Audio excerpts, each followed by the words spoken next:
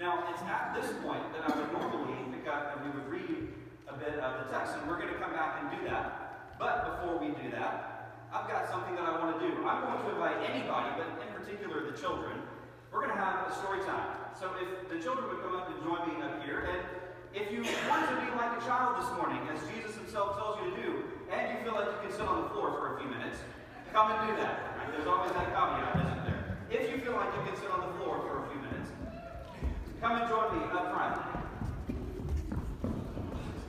Now, for you adults who are going to stay in your seats, who won't be able to see the book that I'm about to read, it will be up on the screen for you. I scanned it in so you'll be able to see. We're going to read a story about the birth of Jesus.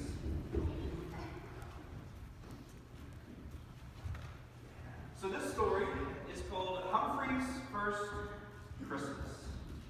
Anybody read this story before? Yeah, I know. We've read this story many times. It's a wonderful, wonderful little story. Humphrey's First Christmas. All right. Beloved, most beauteous and exalted King of all, should be my name. Instead, they call me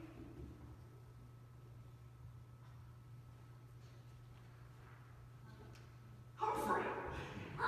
This I could bear if the worst thing of all had not happened. My dearest possession, my glorious carpet blanket, has been lost along the trail. Now I am never warm and I suffer terribly. That is why I have set into motion a plan to replace my greatest of all treasures.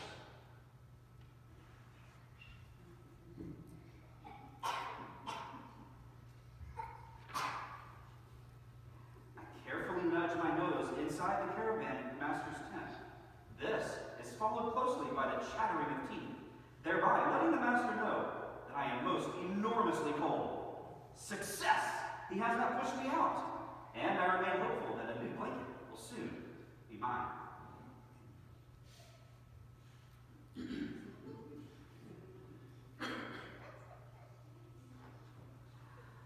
Three rich caravans have joined us, and there's the talk.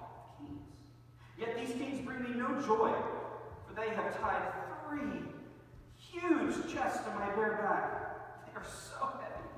I am sure each must be filled with rocks.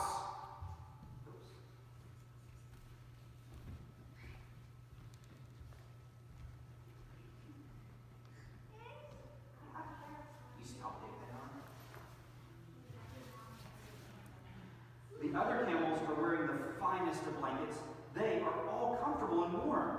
Not one of them thinks about me, their cousin, in pain and misery because of the loss of my most precious carpet blanket. I cry out in sorrow. I weep. Yeah, I'll show you. You sit right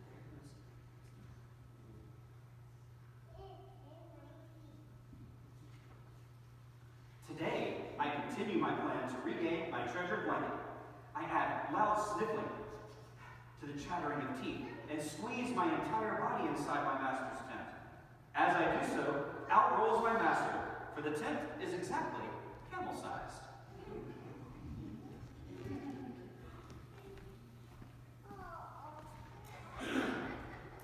It is as I planned. As the master chases me away, he tosses me a new blanket. I have success. Once more, I am covered with splendor and comfort. I am filled with delight. If it were not for the heavy chest I am forced to carry, I would be almost happy.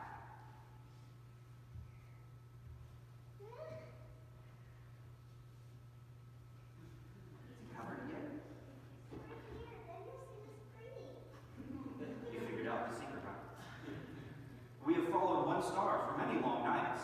Now our caravan enters the town of Bethlehem. Its streets and inns are crowded with travelers. My master gives no thought to my tired feet and rumbling belly. I am forced to move on.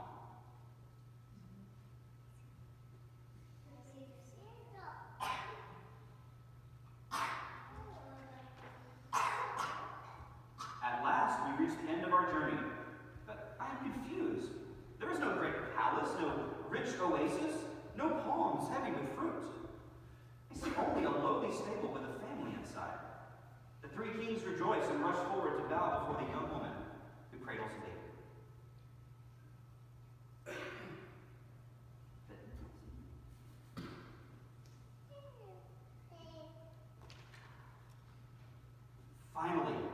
chest are taken from my back and placed before this tiny child. As each box is opened, I see no stones, only gold, frankincense, and myrrh.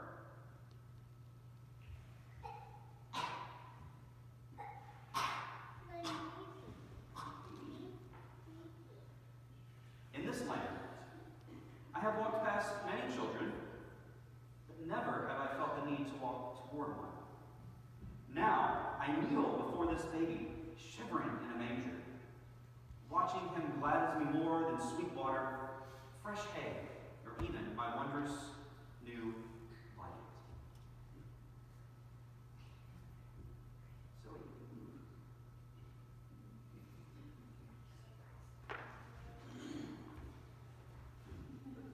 I look into the baby's eyes, and I am overwhelmed by love. I pull the treasure from my back and lay my gift carefully upon this child. He smiles, and my nose and whiskers tingle with joy. I am happy on my toes, and even without my blanket, I feel warm.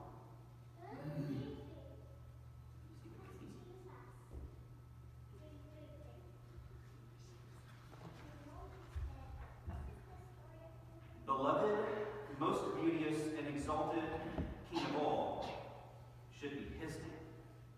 Instead, they call him Jesus. All right, you can go back to your seats. Well, then you can stay right there. Very good. No cookies. I have lots of cookies out in the foyer, but those are not for you.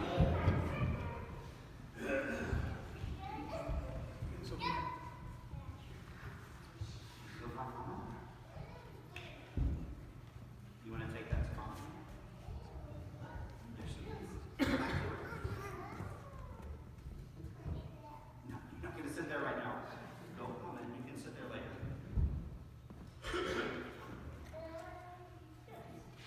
A good story, right? Let's read from Matthew chapter 1 together. We're going to start in verse 18.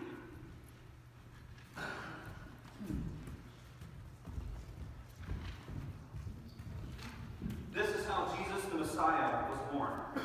His mother Mary was engaged to be married to Joseph. But before the marriage took place, while she was still a virgin, she became pregnant through the power of the Holy Spirit. Joseph, her fiancé, was a good man and did not want to disgrace her publicly, so he decided to break the engagement quietly. As he considered this, an angel of the Lord appeared to him in a dream. Joseph, son of David, the angel said, "Do not be afraid to take Mary as your wife, for the child within her was conceived by the Holy Spirit. And she will have a son, and you are to name him Jesus, for he will save his people from their sins." All of this occurred to fulfill the Lord's message through the prophet. "Look, the virgin will conceive a child. She will give birth to a son, and they will call him Immanuel," which means God with us.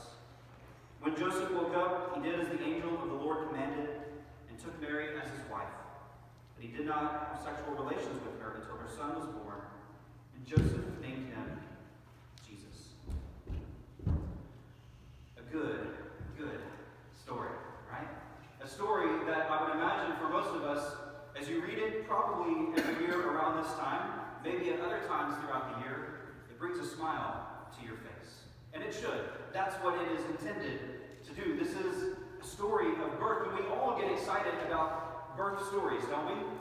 When we have friends or loved ones who are pregnant and are awaiting that joyous occasion when this new child springs to life, we well up with joy. It's almost impossible not to, because there's just something so special about that new child, getting to hold and to comfort and to take care of a precious, precious thing. That's what this story is. That's what this story conveys to us. See if this will work. It doesn't seem to be working. Will you go to the next slide for me? Thank you. And go to the first point. So we're going to talk about Jesus changing everything. Because him showing up, his deciding to come be a part of our world, changes everything for us. In fact, if you remember, the way that we split history is on this very moment, right? Now, maybe the years are off just a little bit, and they actually are.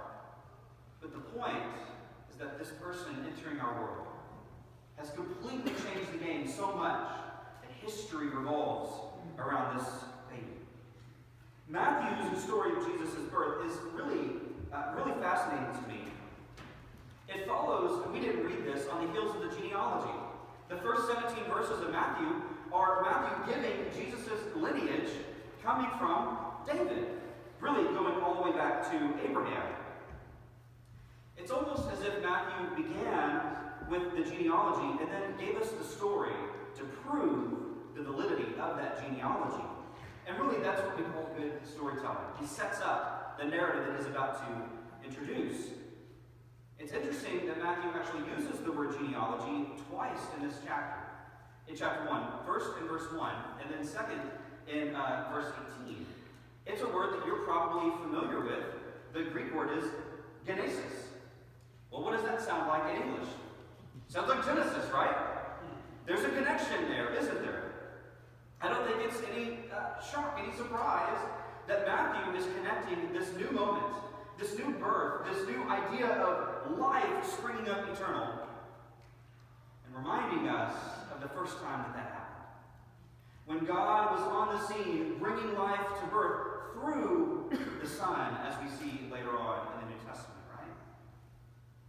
God is at work doing something new right now in this moment with Jesus. And so Matthew is intentionally creating this link for us to pick up on.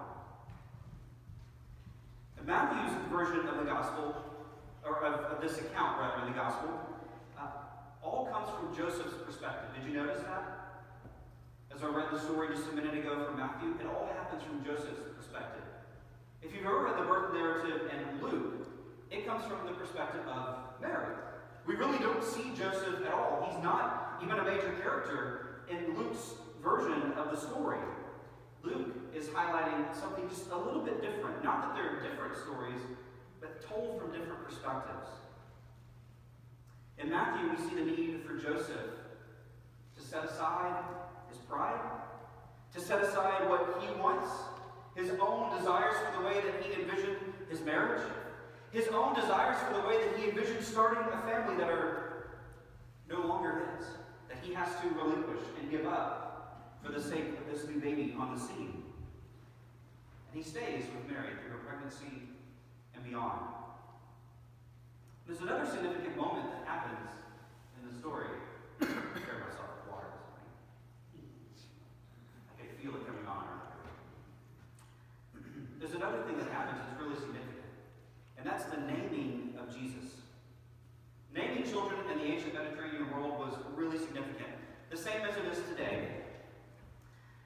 But one of the reasons it was so significant is that if a child didn't belong to the husband of the husband in my family, if the husband was part of naming the child, then the husband was essentially saying, I am taking on the responsibility of raising this child as my own. This child will now go forth with all the rights and privileges that it has not even really earned, but is a part of being part of my family. So Joseph, in this moment, deciding to step up and name this child Jesus. He's taking on that responsibility. And it's because of this moment that we can even call Jesus a son of David. Biologically, he has no line to David at all. It's only through adoption into Joseph's family that he becomes a son of David. Which, of course, is a key and integral part of this promise. This plan that God has been putting into motion all along. So just imagine with me that if Joseph had decided, you know what, I want nothing to do with this child isn't mine, I don't know whether I can trust her story or not. Now all of a sudden God's plan is thrown into chaos. It doesn't work anymore. It doesn't fit. The promise will not be fulfilled. It rests on Joseph in this moment making a choice. So let's talk about the names for just a moment. Jesus, or Yehoshua in Hebrew, or Yeshua in Aramaic, was a really common Jewish name at the time. We know this from several accounts outside of the Bible. Jesus was a common name in the Mediterranean world, in the Palestine world of the Mediterranean world in the first century. It highlighted what God had done for his people because it means God saves. Why wouldn't you want to name your child God Saves? It's not calling this child God. It's saying it's an homage to your God standing in place and doing what God is supposed to do. The name Immanuel is different, though. Nobody else had the name Immanuel. Why? Well, I imagine because most parents wouldn't deign to call their child God with us. That says something just a little bit different. God with us is making a statement that this child, in some different and new kind of way, is God showing up in the world than has ever happened before. And Matthew actually brackets his whole gospel on this idea. Jesus is called Immanuel, God with us, here in chapter 1. The very last verse of Matthew's gospel in Matthew 28. Remember what it says? And Jesus said to them, I will be with you always, even to the end of the age. I am with you. Jesus, Immanuel, God with us. And so Matthew puts these two names together. He links these two names. And essentially Matthew, I think, is making a very bold claim here right at the beginning of his gospel. That Jesus is divine because in Scripture, only God, only ever God is able to save. But now it's God with us who is the Savior. And one final thing that I want to make note about this story is that this isn't a story that anybody in this time is going to make up. This is a story with scandal. This is a story with intrigue. This is a story with potentially lies and cover-ups and who knows what's really going on with Mary. It's people seeing visions and what's happening in the story. This is not a story any Jew or Christian is going to make up and say, yep, that's it. Let's just make up a story about how Jesus was born and that's going to be it. Because it would be unbelievable. But here it is. And some have claimed that this is like a lot of the Greek and Roman stories about their gods showing up to mate with humans. Really, this doesn't fit that paradigm at all. Here, we don't see a God acting like a human, just putting on a facade of humanity. We see God taking on human flesh. We see God living and breathing and dying as a human. It's very different than the other stories circulating at this time. Again, this is not a story that they would just make up because nobody's going to believe it. This is an unbelievable story. We have it here. Go to the last, right there. I want to end by talking about how I think encountering Jesus ought to change us. And I've stated before that parenting is both the most rewarding and challenging thing in the world, I think. Because, well, it just is. It's awesome because we get to raise little kids and teach them and grow with them and experience life with them, but boy, is it frustrating. I mean, I know that as preachers' kids, they're supposed to be perfect and listen to me all the time, but I'm going to tell you right now, that's not true. That's not how it happens. They don't listen to me. They're kids, right? I have a relationship with them, though, that I'm never going to have with any other kids ever, because they're mine. I get to do things with them that I'm never going to get to do with other kids.